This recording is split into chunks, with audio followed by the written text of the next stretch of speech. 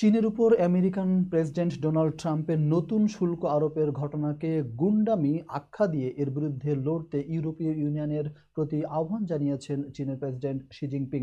আজ শুক্রবার সকালে বেইজিংয়ে স্পেনের প্রেসিডেন্ট পেদ্রো সানচেজের সঙ্গে বৈঠকের পর তিনি এ আহ্বান জানান। এ সময় শি জিনপিং বলেন, মার্কিন শুল্ক নিয়ে চীন ভীত নয়। চীন ও ইউরোপের উচিত তাদের আন্তর্জাতিক দায়িত্ব পালন করা এবং যৌথভাবে আমেরিকার একতরফা গুন্ডামি প্রতিরোধ করা।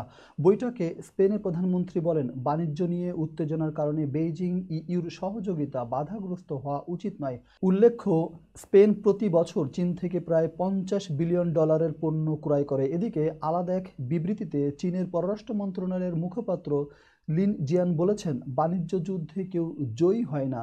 চীন এ ধরনের লড়াই চায় না, আর এ নিয়ে আমরা ভীত না। সম্প্রতি চীন থেকে আমেরিকায় যাওয়া পণ্যের শুল্ক আরও বাড়িয়েছে ট্রাম্প প্রশাসন। গতকাল বৃহস্পতিবার হোয়াইট হাউস থেকে জানানো হয়, চীনা পণ্যে 145% শুল্ক কার্যকর হবে।